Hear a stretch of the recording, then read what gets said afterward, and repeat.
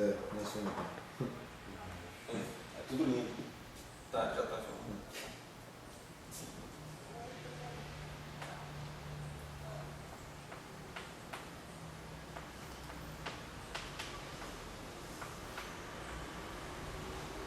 Então, na última aula, nós fizemos finalmente a primeira aplicação da equação de Wetering para calcular as funções beta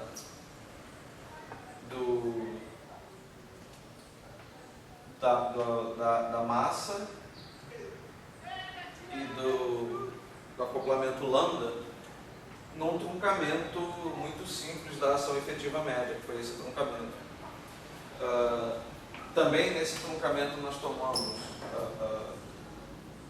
a renormalização da função de onda como sendo uma constante para facilitar a primeira análise e usamos um cutoff do tipo otimizado, que é aquele cutoff em que a função R tem essa forma.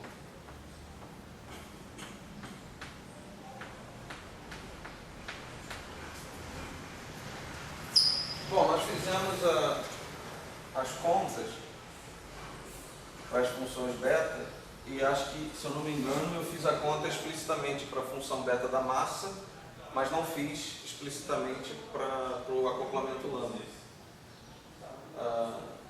Bom, se vocês não fizeram a conta, eu sugiro que vocês façam em algum momento, mas é uma conta muito simples, uma vez que você entendeu a conta da massa, por exemplo. Então, não tem muito mistério.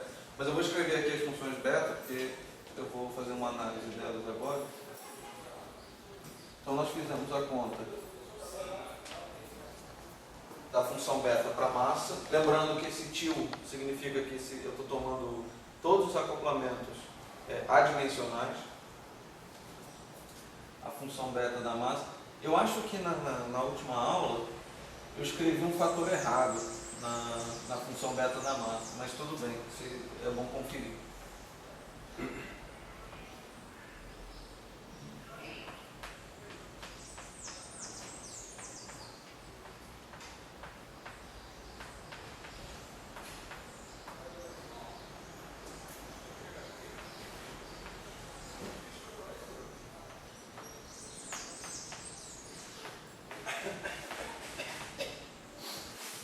Talvez eu tenha deixado um fator 2 aqui. Pois é, então aqui, porque esse fator 2 eu usei para poder reescrever a função gama dessa maneira. Então esse fator 2 não tem aqui. Tem se você escrever simplesmente gama de D sobre 2. Mas esse fator 2 aqui eu acho que eu escrevi errado. E a função beta do acoplamento lambda é dada por essa expressão aqui.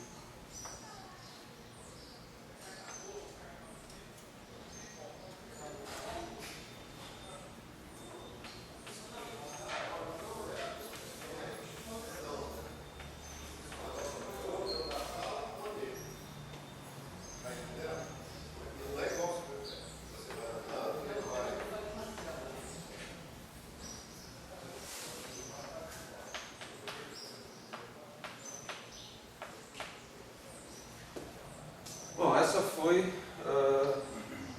as expressões da última aula, com essa correção do fator 2 aqui.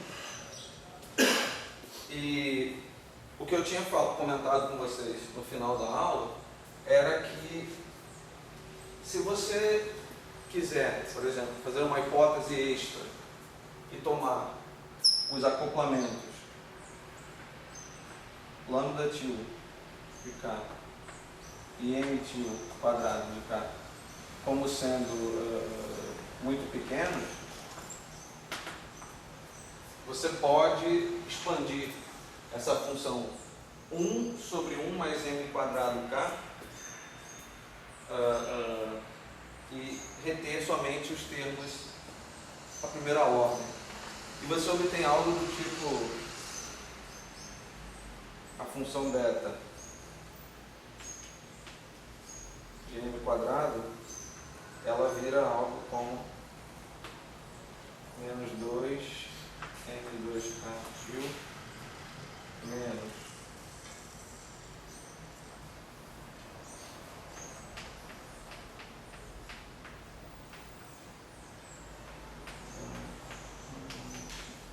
sobre 2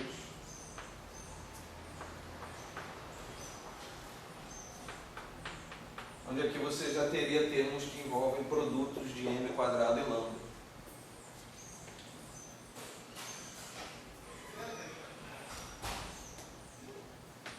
Já a função beta do acoplamento lambda vira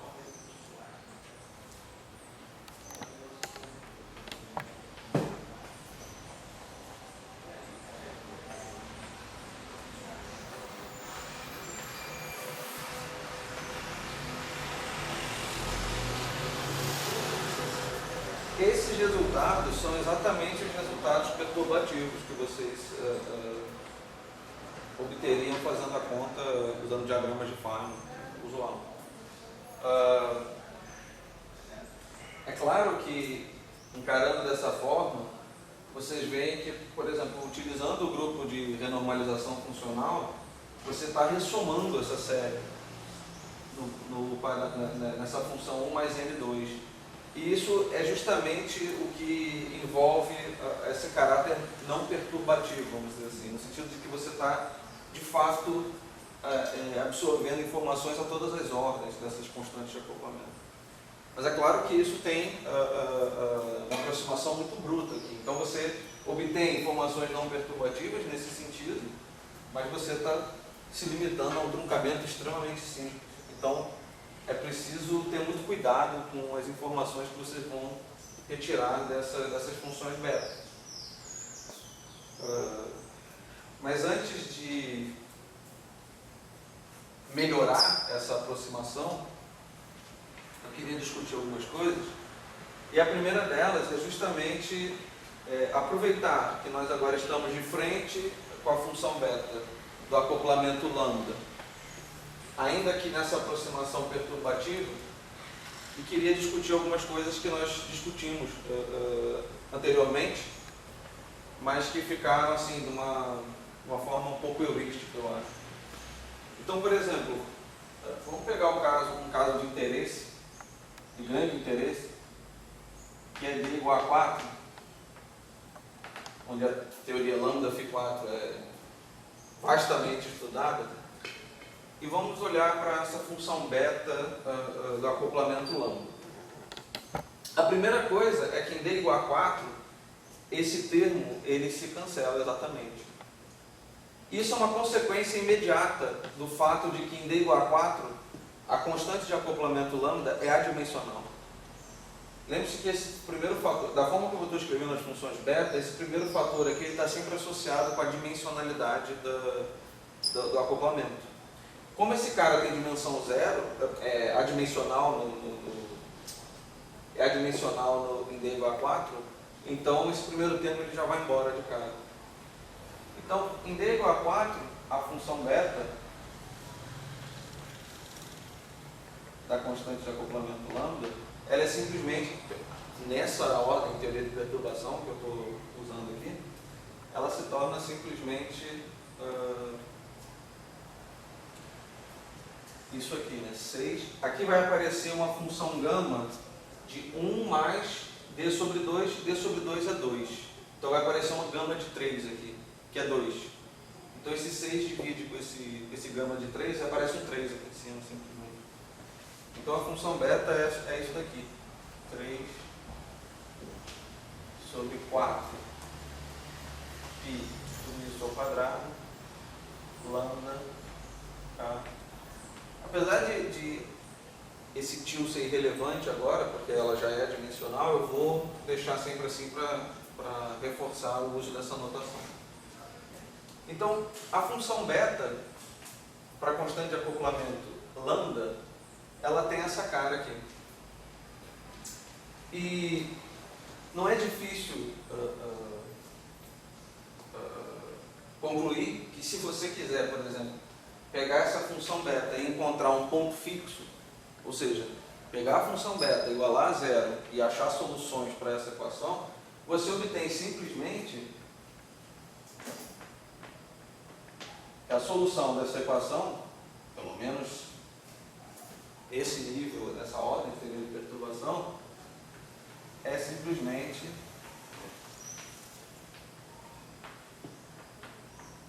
lambda igual a zero. É a única solução. Isso significa que, pelo menos para o acoplamento lambda, eu teria que olhar também para a função beta da massa, mas para o acoplamento lambda, o único ponto fixo é o ponto fixo gaussiano. Então, vamos só transportar um pouquinho a discussão para a função beta da massa e depois a gente volta para o caso geral. Só registro. Na função beta da massa, ele não faltou um n quadrado no primeiro termo? Ou tem um n quadrado a mais na aproximação? Não.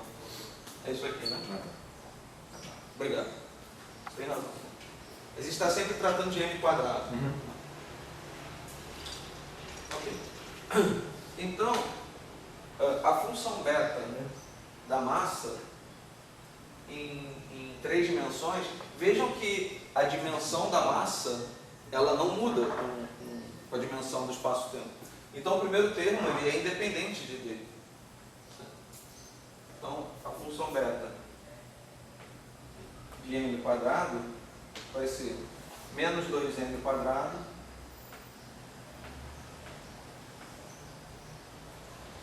e aqui vejam que eu tenho uma dependência em D na função gama e no 4π. Isso vai dar lambda k til. Embaixo vai aparecer 4π.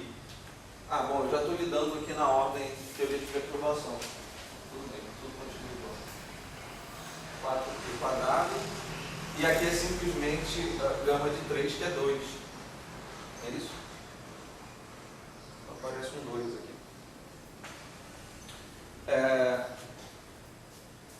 Se eu quiser calcular agora sim o sistema completo das funções beta igual a zero para encontrar os pontos fixos, então eu deveria não só igualar b lambda til igual a zero, mas também b m quadrado til. Acontece que como b lambda til nessa aproximação independe de m, então a única solução continua sendo lambda til igual a zero. Agora eu tenho que botar essa solução na função beta para massa, para encontrar o ponto fixo. Então, beta m til quadrado igual a zero implica, bom, esse termo aqui vai ser zero, porque eu já estou colocando a solução da primeira equação, e esse outro só satisfaz a igualdade com zero se m quadrado for zero. Então, de fato, em D igual a 4, e a essa hora em teoria de perturbação, o único ponto fixo da teoria é o ponto fixo gaussiano. Então, de fato, se eu quiser calcular, que talvez seja bom colocar...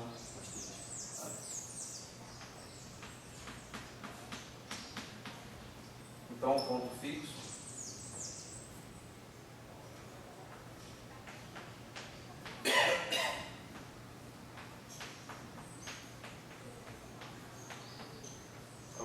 gaussiano.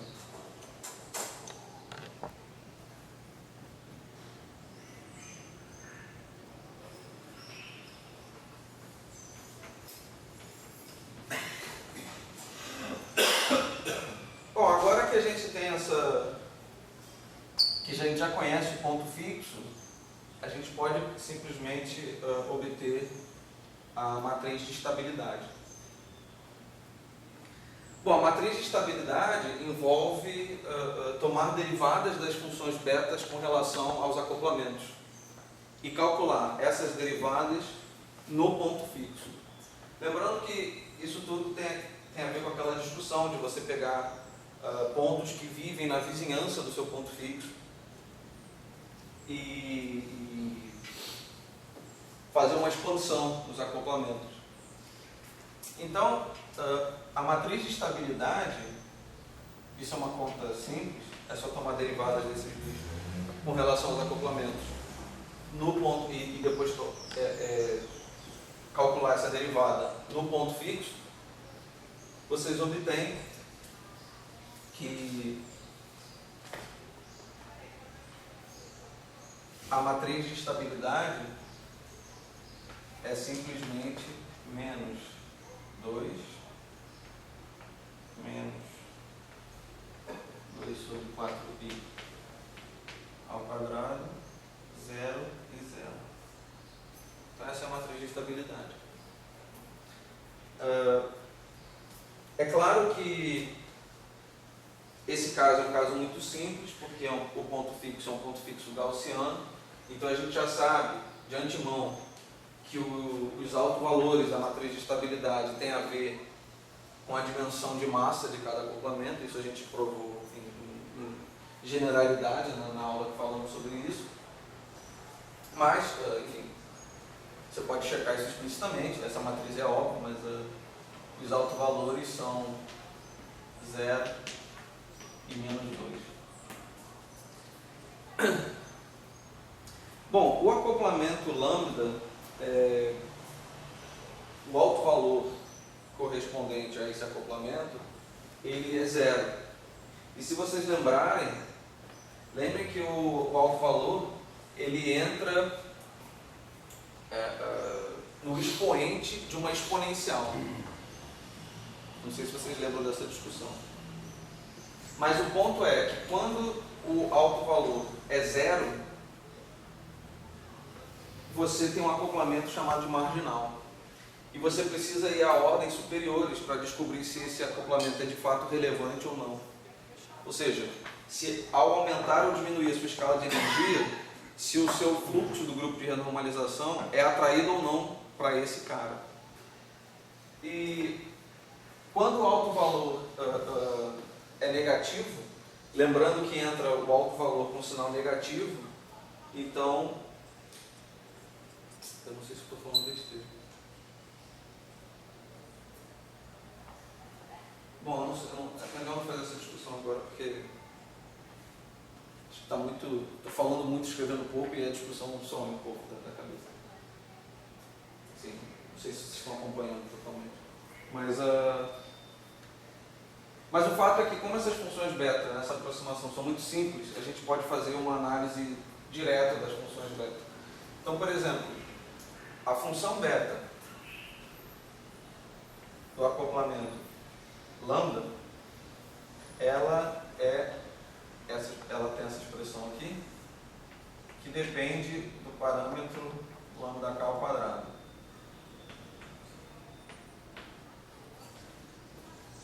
Vejam o seguinte, se lambda k, então se você assume que lambda k é maior do que 0, ou seja, criar um acoplamento positivo, essa função beta, lembrando que isso aqui é k ddk de lambda til, está dizendo o seguinte, a derivada é uma coisa positiva.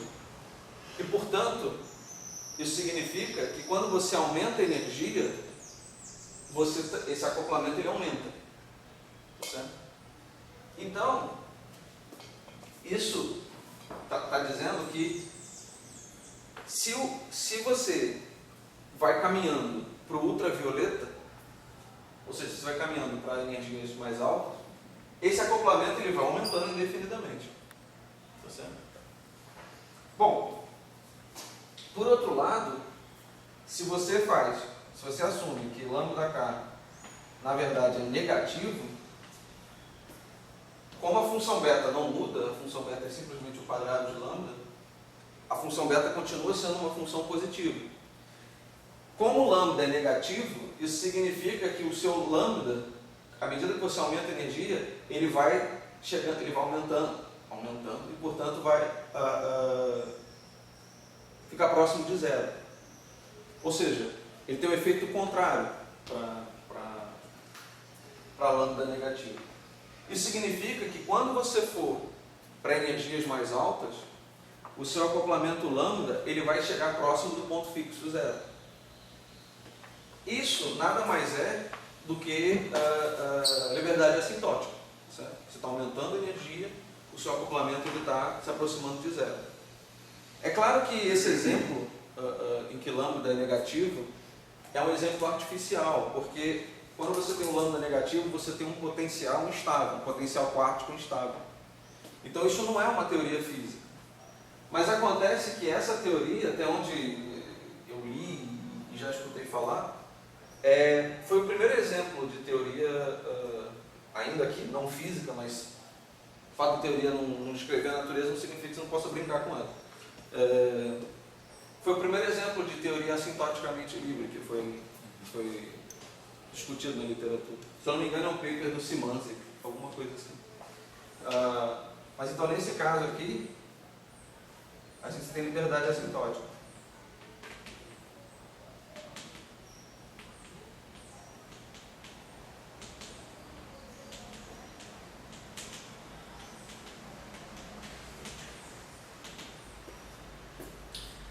Agora,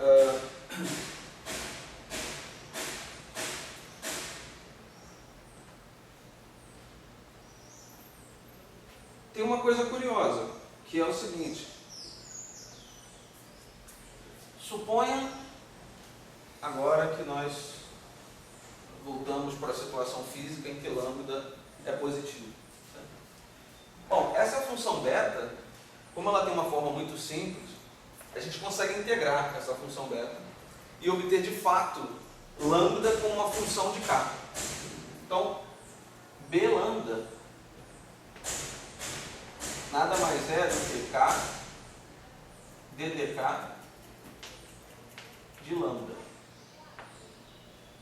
E isso tem que ser igual a 3 sobre 4 π ao quadrado lambda τ ao quadrado. Essa equação você pode integrar. Pode pelo método mais simples de tudo. Então, bom, integrando essa equação, resolvendo essa equação e colocando, então eu vou colocar o seguinte.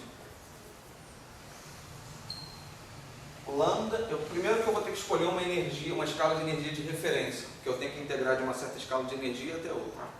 Então eu vou integrar de K0, uma certa escala de referência, até K. Tá certo?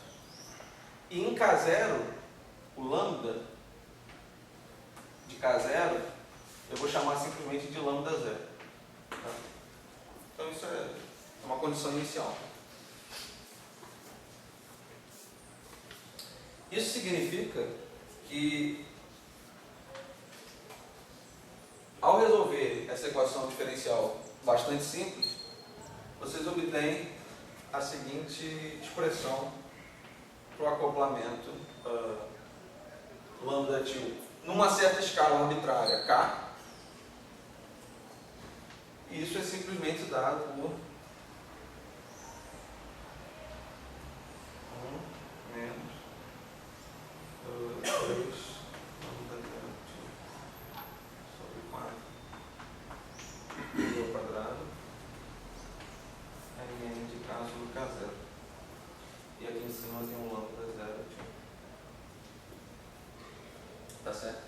Então, integrando essa equação, vocês obtêm lambda τ como uma função de k, e a dependência em k está nesse logaritmo. Esse lambda zero é essa condição inicial, e a dependência é logarítmica em k. Então, isso aqui é uma expressão bastante conhecida. E acontece que, por essa expressão aqui, a gente consegue ver o seguinte. Se você tomar o denominador como sendo zero, ou seja, se você toma essa equação aqui, você obtém que quando k for igual a k0 exponencial de 4 π ao quadrado sobre 3 lambda til 0, ou seja, para esse valor de K, esse denominador se torna zero e, portanto, lambda é divergente. Então, você obtém uma divergência para a constante de acoplamento numa escala de energia finita. Tá certo? E essa divergência é justamente o que é chamado de polo de Landau. Então, o fato de você ter uma escala de energia em que o seu uma escala de energia finita, em que o seu acoplamento diverge, isso mostra, isso é chamado de polo de Landau. Então, esse cara aqui é o famoso polo de Landau.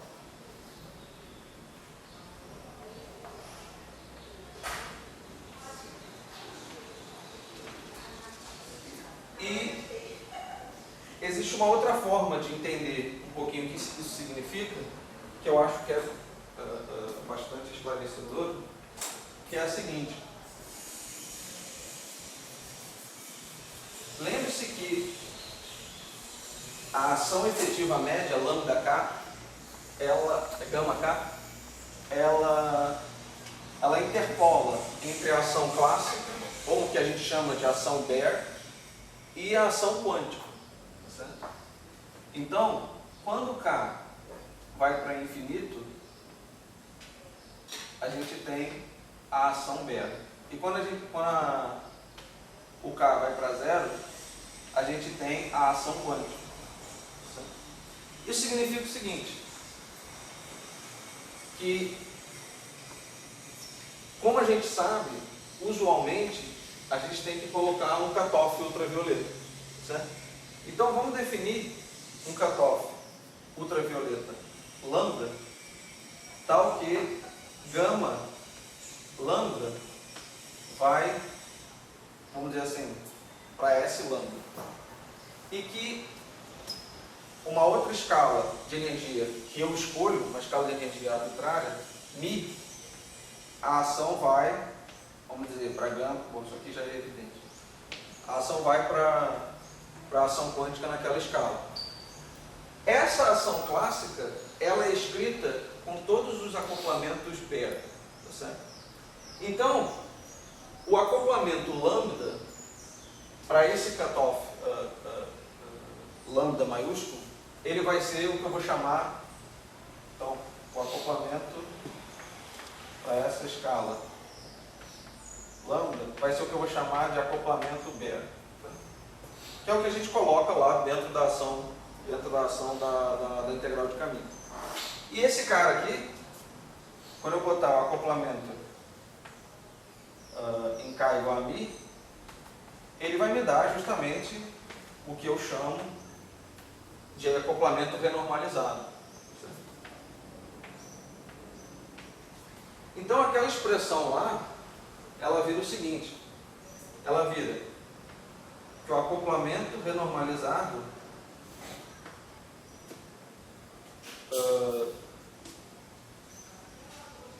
eu vou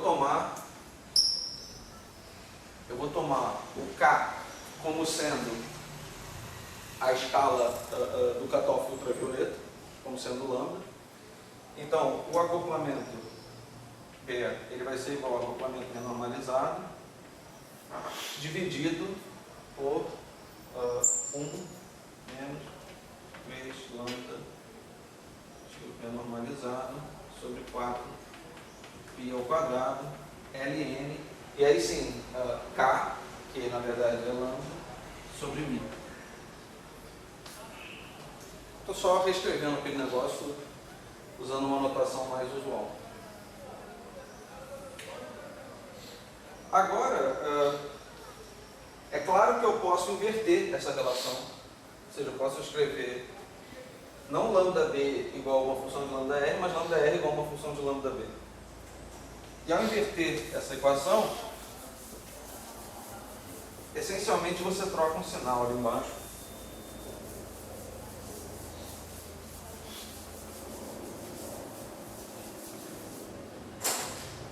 E isso vira que o acoplamento renormalizado, ele é o acoplamento B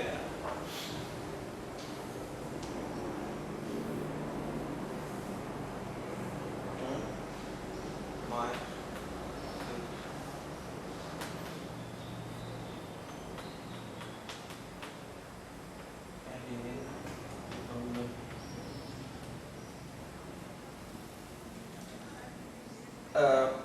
agora você pode se perguntar o seguinte: será que existe algum problema quando eu jogo o meu cutoff para infinito, ou seja, o meu cutoff lambda para infinito? Eu quero tomar esse limite aqui. Quando você toma esse limite, o denominador ele diverge, tá certo? Então esse denominador ele diverge e, portanto, lambda R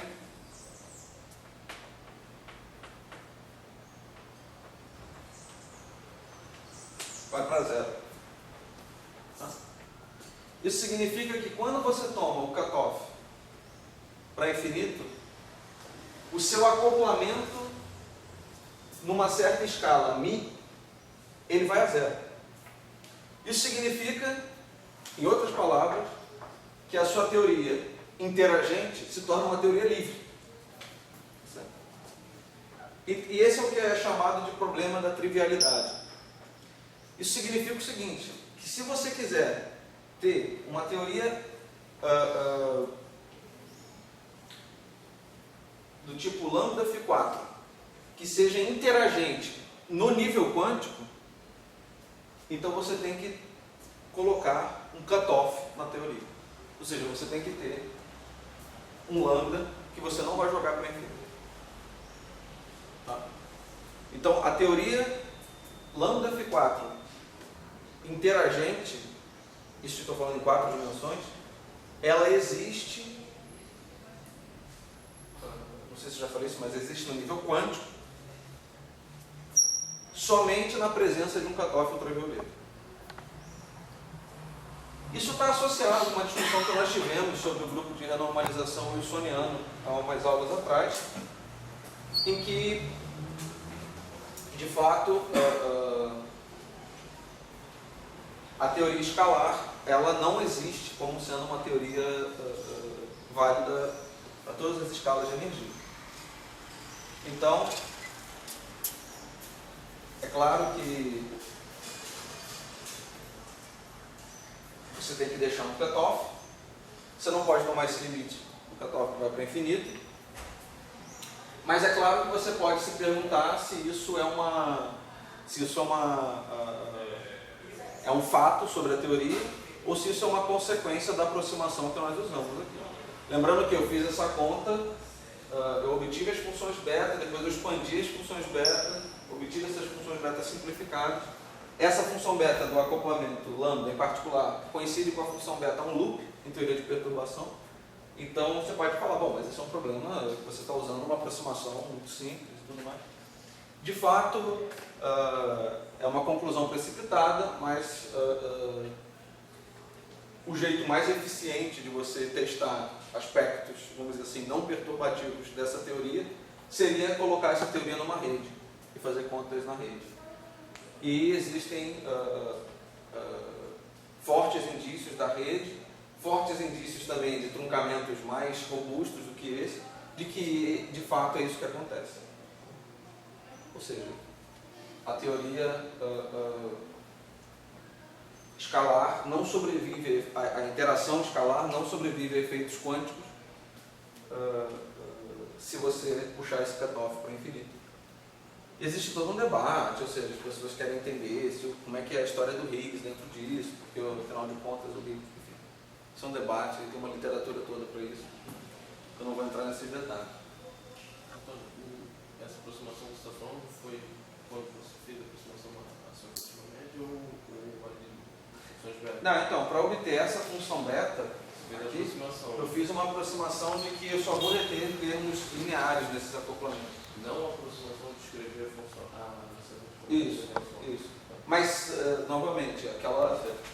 De novo, assim, se eu tivesse feito tudo isso usando os resultados não teriam mudado. Sim, fazer essa aproximação. Isso. Mas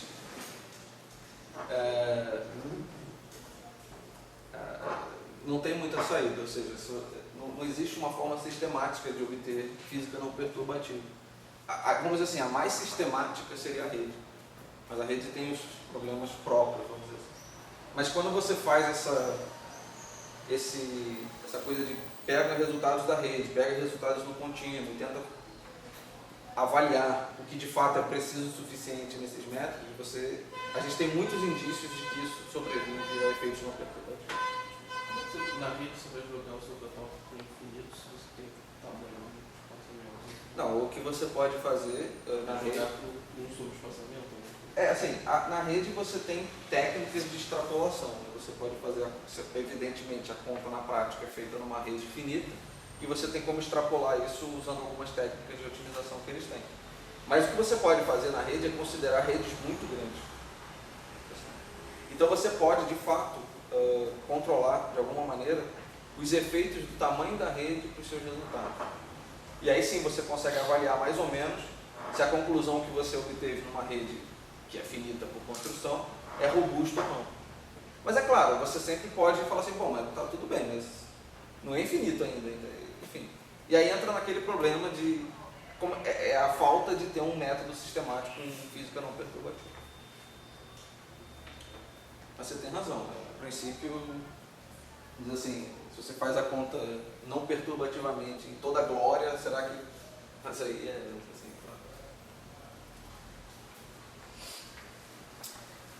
Bom, então o caso D igual a 4, ele tem essa peculiaridade, né? Ele tem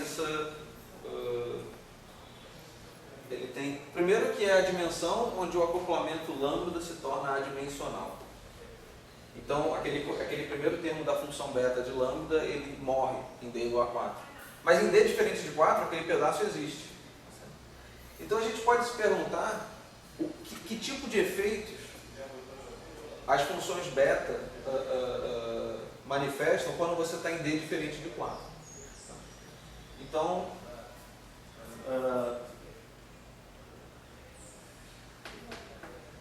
o que acontece? O que acontece quando D é diferente de 4? Bom, eu poderia ter restrito a conta concreta para uma dimensão específica, tipo D igual a 3, mas eu fiz as contas em D genérico usando matemática, claro. E vou mostrar os resultados para vocês verem como que diferentes dimensões geram efeitos bem diferentes no fluxo do grupo de renormalização. Então, bom, as funções beta eu já escrevi. Agora eu vou deixar a função beta como eu obtive diretamente da equação de Vector. Ou seja, eu não vou linearizar, não vou fazer nada disso. Mas vocês podem, isso é um exercício muito chato, então façam no matemático ou alguma coisa assim, que é resolver de fato esse sistema aqui.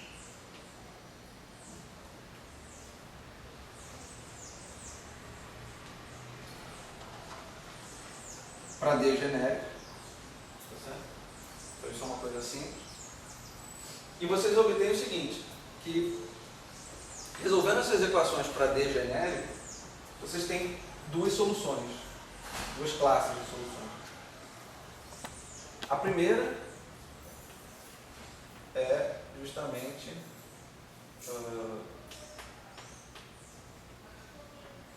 o ponto fixo gaussiano.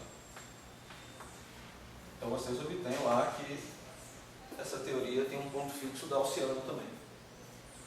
Mas essas equações elas têm uma solução não trivial. Ou seja, elas têm um ponto fixo que não é gaussiano. E isso vocês podem fazer, isso é uma conta razoavelmente simples, e o resultado é esse daqui.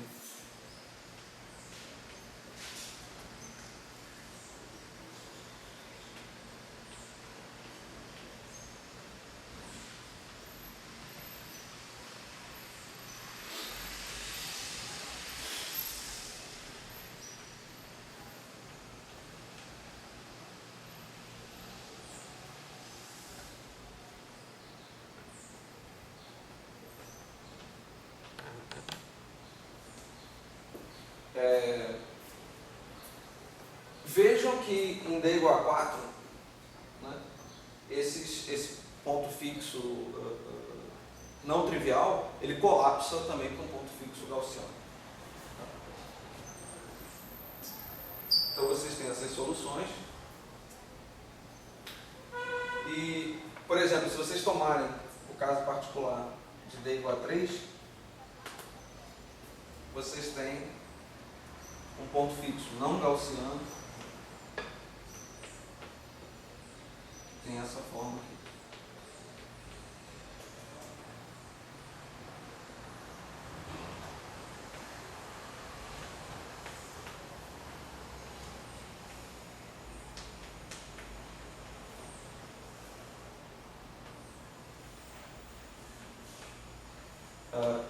Rapidamente vocês vão, se vocês fizerem essas contas no matemática, por exemplo, nesse caso aqui não, porque o sistema é relativamente simples, mas se torna muito complicado obter esses resultados sem implementar alguma aproximação numérica. Então, frequentemente vocês vão ver os pontos fixos dados já numericamente.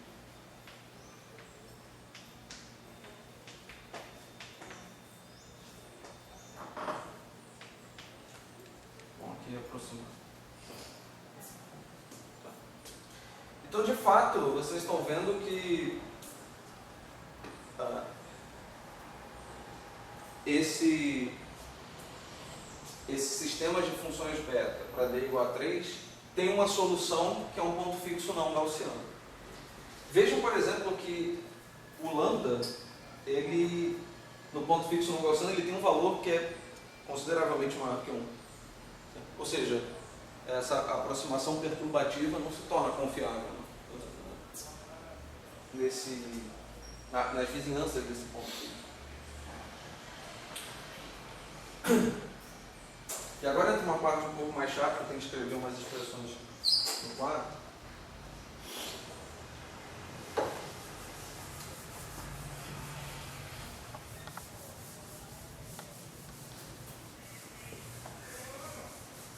Bom, esse ponto fixo, eu não sei se para D é genérico, mas eu acho que sim. Mas de qualquer maneira, esse ponto fixo, ele tem um nome que é o ponto fixo de Wilson-Fisher. Certo? Então esse ponto fixo não gaussiano,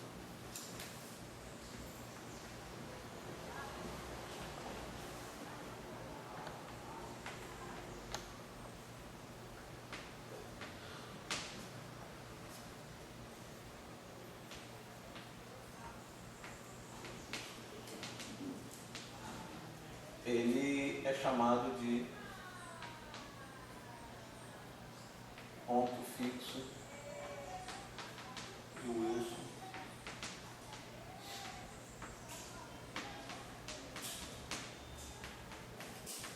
Bom, nesse trabalho do Wilson Fisher, eles descobriram a existência desse ponto fixo não trivial, mas eles não usaram o grupo de normalização funcional. O grupo de normalização funcional estava muito longe de ser inventado. Eles usaram o que é chamado de expansão epsilon. Então você faz uma expansão epsilon em torno de 4 dimensões.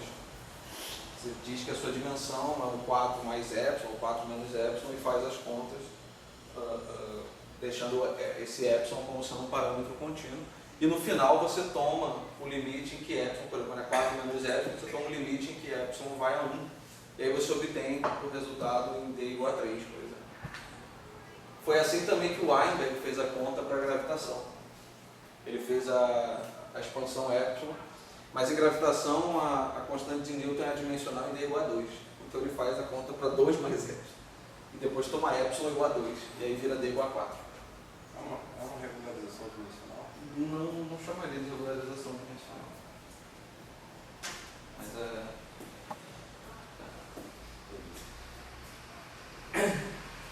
Bom, agora nós temos um ponto fixo não trivial e nós gostaríamos de analisar propriedades de pontos que vivem na vizinhança desse ponto fixo não trivial. Para isso a gente faz o cálculo da matriz de estabilidade. E a matriz de estabilidade, vocês podem fazer de novo essa conta no matemático e o resultado disso é o seguinte. Eu vou dar a expressão completa, porque, enfim, para vocês poderem checar depois as contas, mas não é uma coisa difícil, não. Eu vou ter que calcular d beta m ao quadrado t ao quadrado, e isso dá 2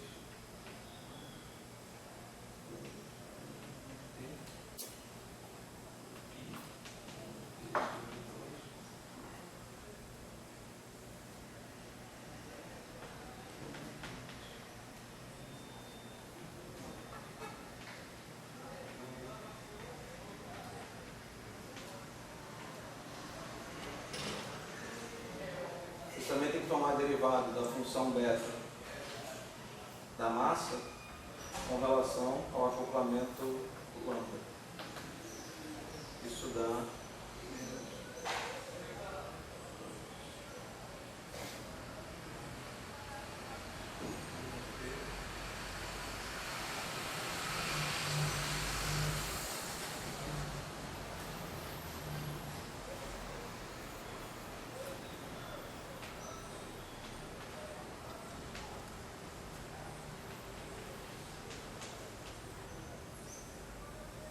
É claro que vocês podem imaginar que essas contas se tornam assim, monstruosas à medida que você vai melhorando o seu truncamento. Então, por isso que eu falei desde o início que é imprescindível, quando você vai fazer contas mais sofisticadas, que você use o matemático, por exemplo.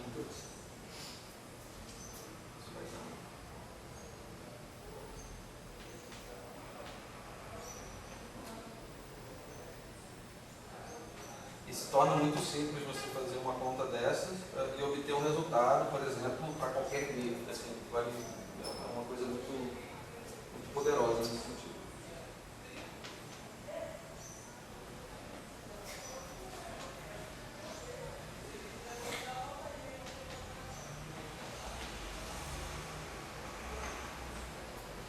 E finalmente tem o último elemento.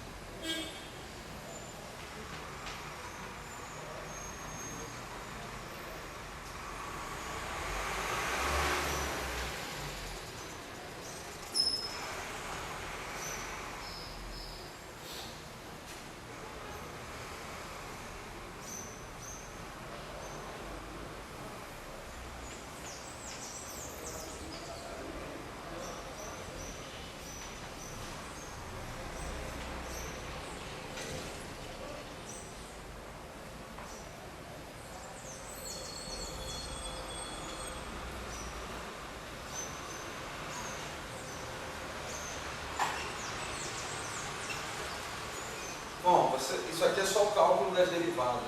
Depois você tem que calcular essas derivadas nesse ponto fixo aqui. E aí é que entra uma conta assim, bem chata. Mas eu vou escrever aqui.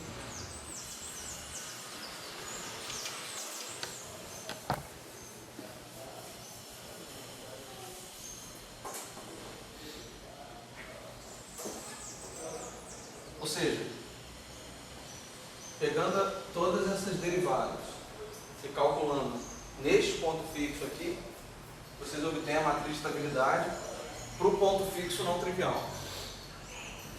Então isso é o seguinte.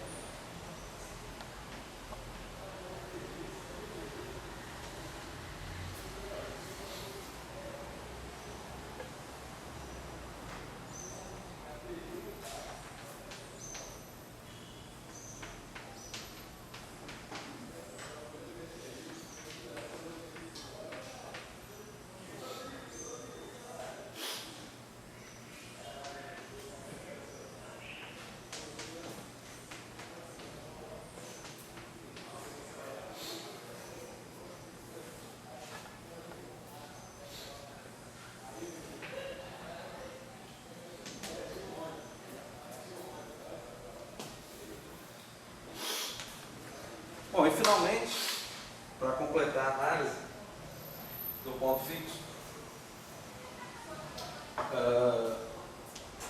nós temos que calcular os autovalores da matriz de estabilidade.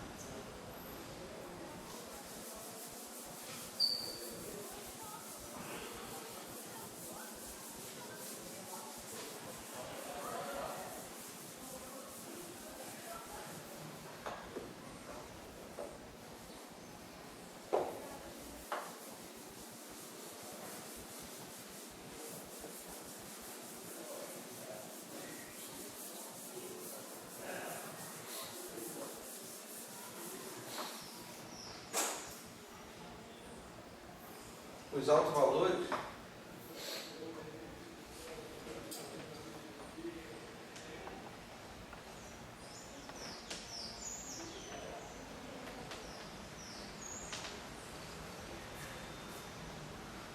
eles têm essa expressão aqui.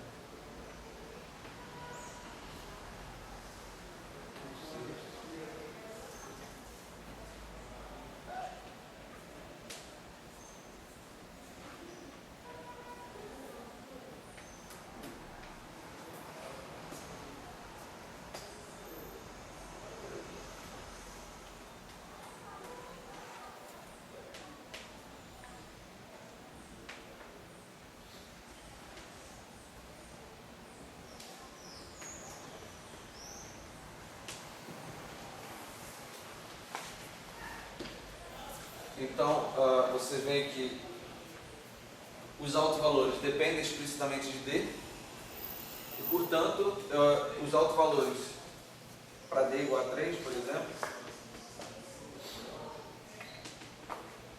são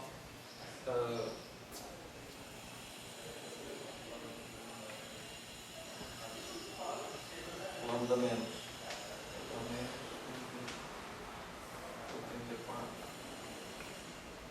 2000.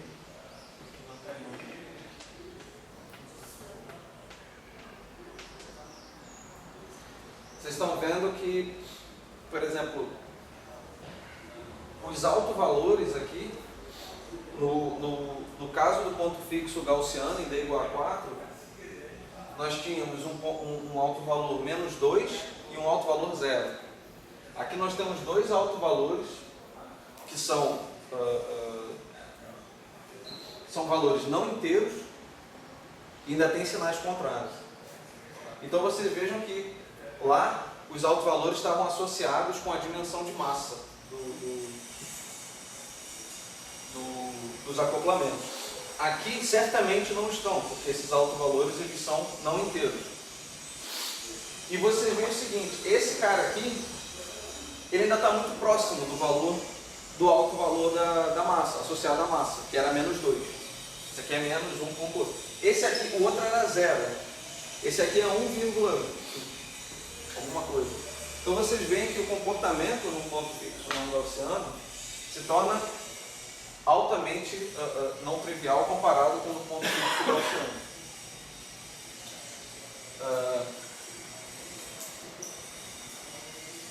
Agora, essas contas, eu fiz questão de mostrar explicitamente os resultados, para que vocês vissem que, a dimensão faz toda a diferença, porque é justamente o fator de que a gente está lidando com quantidades adimensionais e, portanto, para fazê-las adimensionais, nós precisamos introduzir aquela dependência em K a uma certa potência, e essa certa potência depende da dimensão que você está no espaço-tempo.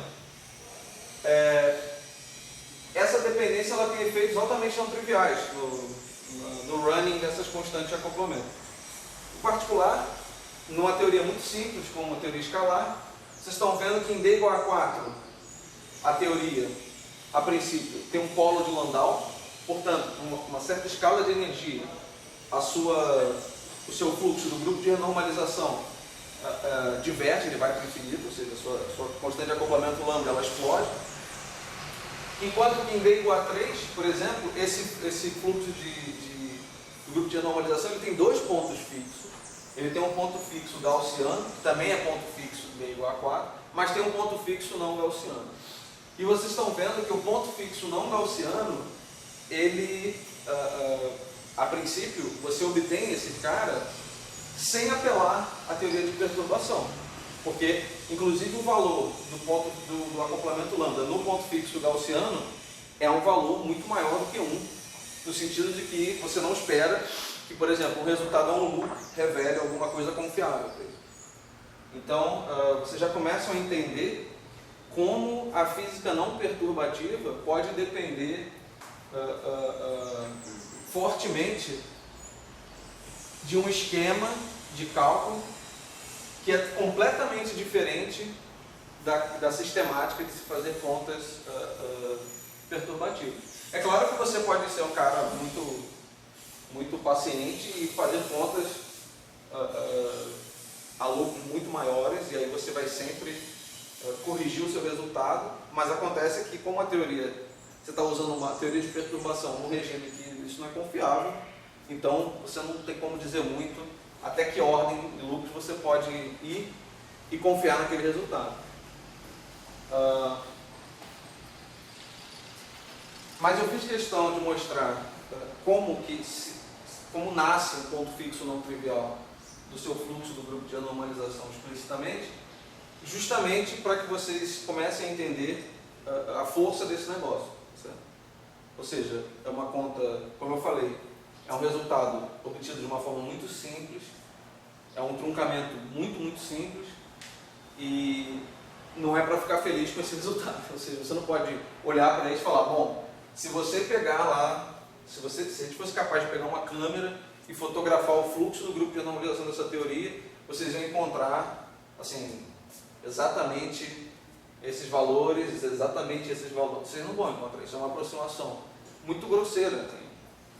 Então, qualquer conclusão que você queira fazer a respeito desse ponto fixo, ela tem que passar por uma expressão muito mais refinada. O que isso significa? Isso significa que aquele truncamento que nós fizemos para a ação efetiva média tem que ser melhorado.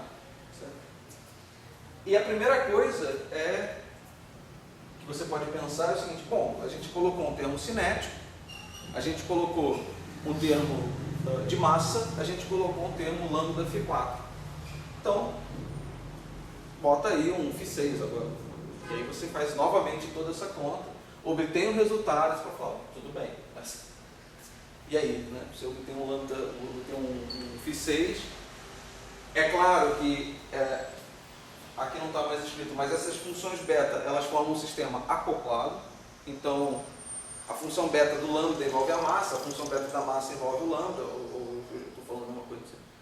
Mas, se você botar um acoplamento com φ6, esse acoplamento vai entrar nas outras funções beta também, e é óbvio que esse cara vai influenciar no ponto fixo. Tá certo? Não trivial. Então, o desafio agora seria justamente pegar gama K,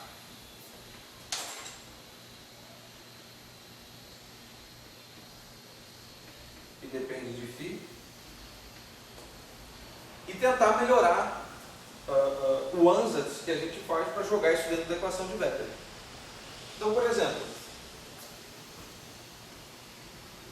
uma estratégia, que na verdade é uma estratégia bastante razoável, seria o seguinte: olha, eu sei que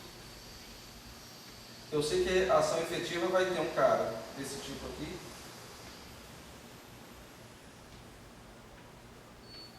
bom, aqui eu teria que já deixar eu sei que vai ter o termo de massa,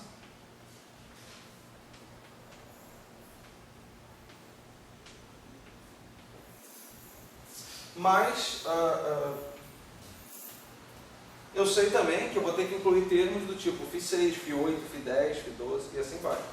Então eu posso, como uma primeira extensão não trivial, eu posso, em vez de colocar simplesmente φ4 e φ6 só, melhorar o truncamento só adicionando esse outro termo, eu posso colocar um potencial genérico. Ou seja, eu posso simplesmente dizer o seguinte: olha, eu vou melhorar o meu truncamento, evidentemente que essa função, que é uma função polinomial dos campos, ela não engloba todos os tipos de termos que a ação efetiva tem, claro que não, sobretudo porque eu tenho que colocar, por exemplo, termos derivativos. Certo? Ou seja, eu teria que colocar um termo desse tipo aqui, um φ quadrado, mφ quadrado, por exemplo. Esse termo entra também. Ele não está contemplado aqui. Certo? Mas tudo bem, eu tenho que melhorar o truncamento de alguma maneira. Então, essa forma de você introduzir um termo do tipo cinético, certo? Ou seja, o termo de massa e o termo de derivada quadrada, mais termos de forma que são polinomiais nos campos, é a aproximação, vamos dizer assim, seria a primeira aproximação não trivial, tirando aquela que nós fizemos, que é a mais simples de todas. É claro que você sempre pode pegar aquela e colocar só mais um termo, só mais um termo, só mais um termo, mas, enfim, essa aproximação, tomando ainda, ou seja, eu ainda não estou tomando o running da constante, da função de onda, da normalização da função de onda. Tomando esse cara como constante, essa aproximação é chamada de, como é que eu posso dizer? Aproximação linear no potencial, ou seja, Linear Potential Approximation, que é abreviada por LPA.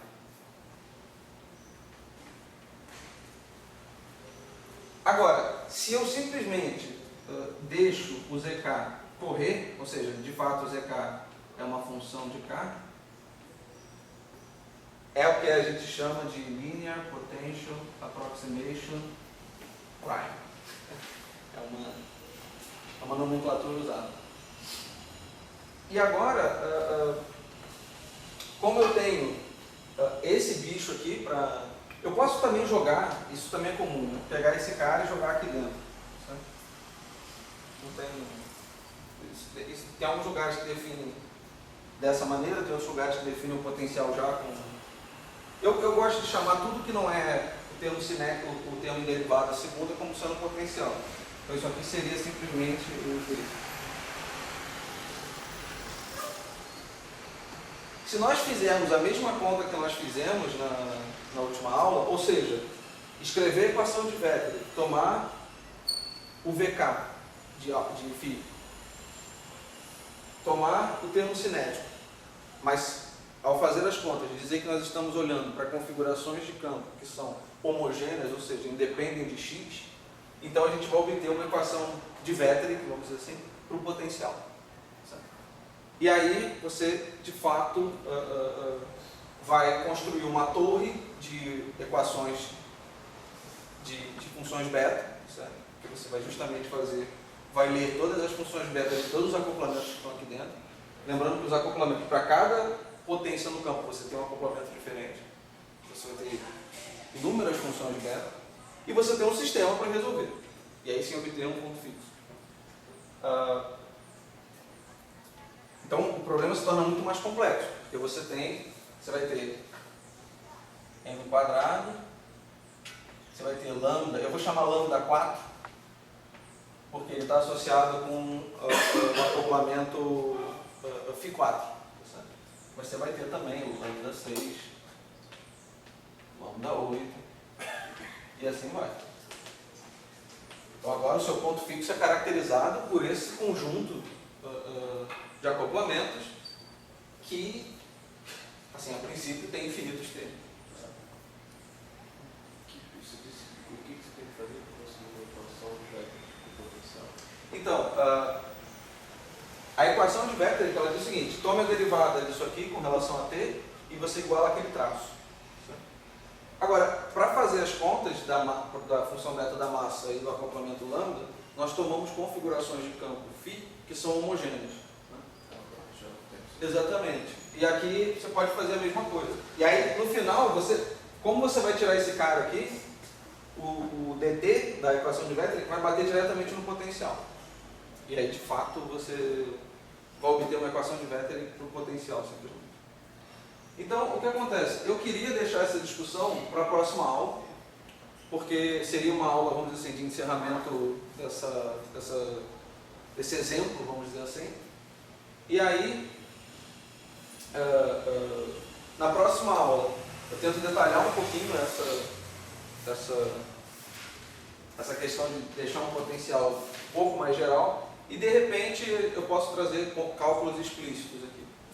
E aí, como talvez fique inviável escrever tudo no quadro, eu não sei. Esse projetor funciona?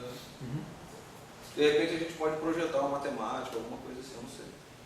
Mas para mostrar as expressões, então eu não vou. Hoje já deu bastante trabalho escrever uma matriz 2x2, então. Mas aí eu acho que, assim, eu não sei, vai depender do quanto tempo eu vou conseguir fazer isso tudo, mas se tudo correr bem, a gente pode rediscutir o ponto fixo de Wilson-Fisher à luz de um truncamento mais robusto. Vamos ver, não sei quanto tempo vai dar.